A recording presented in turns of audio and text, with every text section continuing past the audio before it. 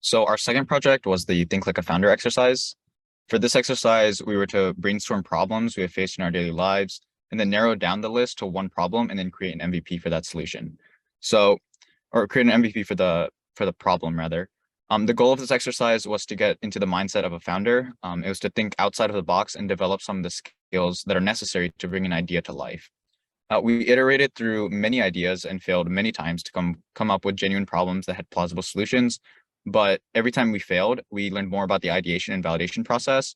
And that led to us coming up with a problem that we all dealt with in the past. And that was that school is stressful. And it's stressful for a multitude of reasons, but the one we wanted to focus on was the issue of staying motivated and productive. We thought about the concept of gamifying education.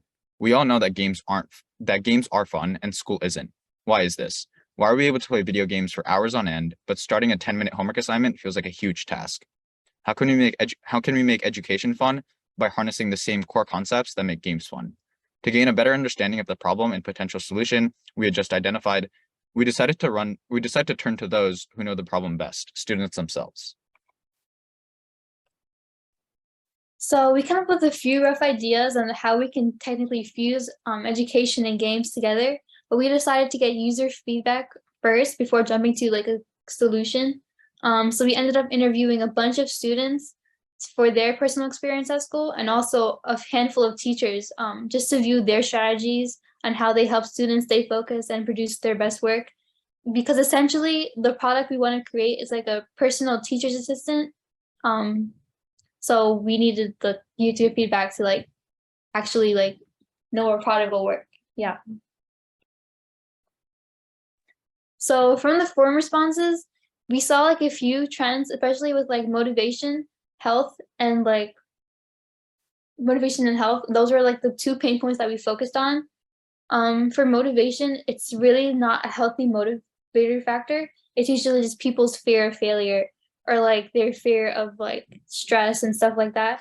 And like for getting distracted, they really weren't like engaged with the schoolwork. They didn't have any connection to it.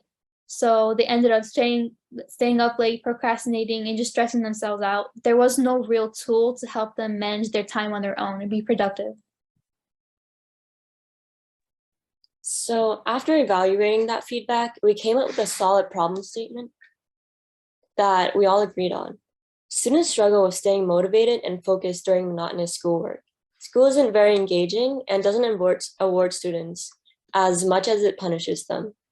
So our idea was to combat this with the gamification of learning. So we have this idea of gamification, but we didn't quite understand how exactly to go about doing it.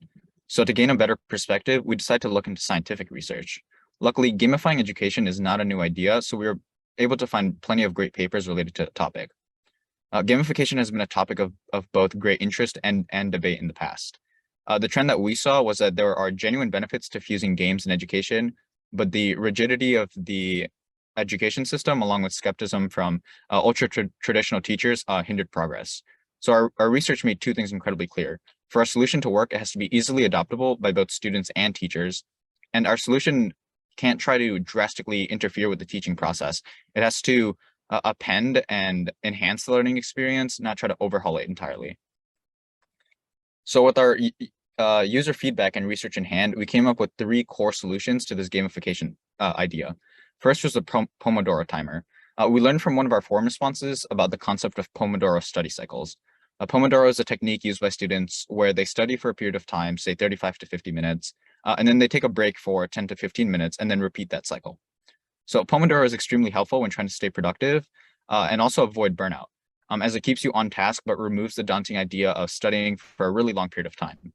Second, we wanted to harness one of the features that make traditional video games fun, XP and progression.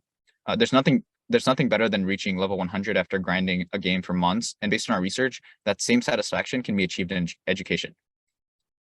Our idea was that instead of killing mobs, students would complete assignments and get XP. Finally, the last solution that we had was a full-fledged mini game, and which may seem contradictory to our goals mentioned prior. However, we realized that a minigame doesn't have to be what derails a student from studying.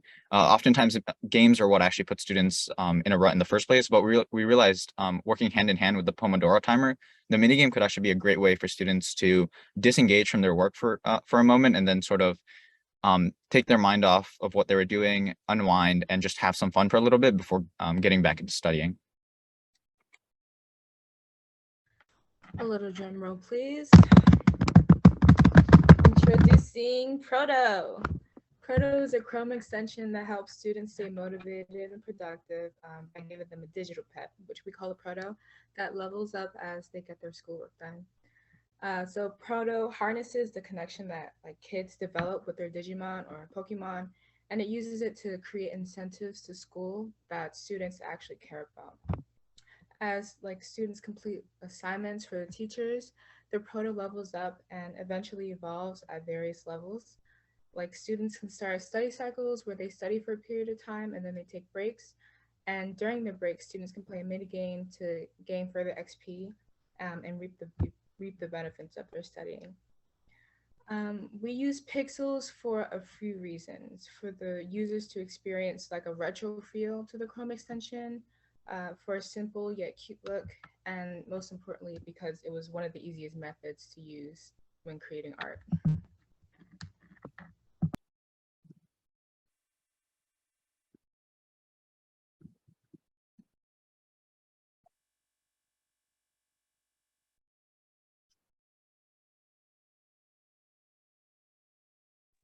All right. So welcome to Prodo.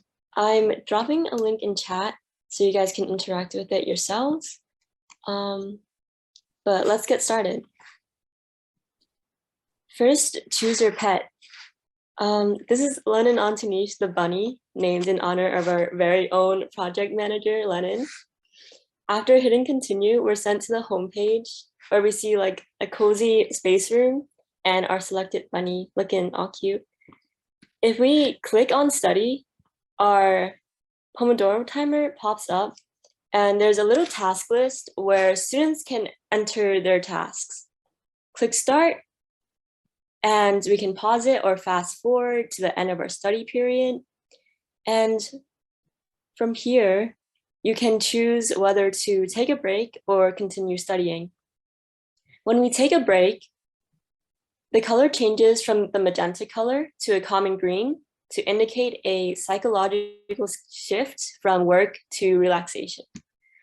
Once you click start, again, you can pause or skip to the end of the cycle early and get back to studying. While on break, if you close out of the study tab, you can check out the mini game. And Tassine can take it from here and show the actual thing. So after having our wireframe and mockup done, we decided to go ahead and build out our MVP. So here's the Chrome extension that we ended up building out. You can see that my proto here, David Castellanos Benito, named after another one of our managers, is level 29, and he's super close to leveling up. So I'm going to go ahead and go into study, and then I'm going to, and I see here that I have one of my assignments written down. And then so I'm just going to click start. And then go ahead and go into my Google Classroom. And you can see David's down here now and not in his room because we're in Google Classroom. But we'll go in here, go into the summer reading assignment. And then if I go into my APUSH notes, and then after I've finished writing my notes and then click turn in, there's some confetti. And we can also see that David has leveled up to level 30.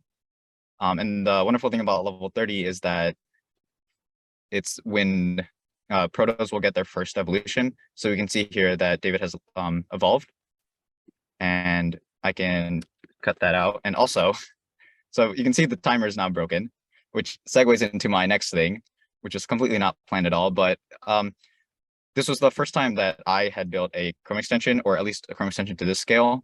And building a Chrome extension, at least this pop-up, it's extremely similar to building a web page in terms of like this whole thing is built with HTML, CSS, and JavaScript. But due to the nature of how scripts in Chrome extensions work, certain things became super complicated to build. So, for example, this timer, which is now broken. just due to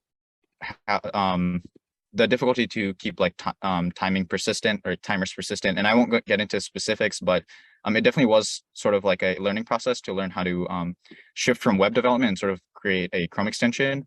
And so yeah, this experience was definitely like a great one, because Chrome extensions are obviously super popular nowadays, and I can imagine that the sort of technical skills that I developed and hopefully will develop after figuring out how to fix this timer later on will be super helpful in sort of what I build out in the future.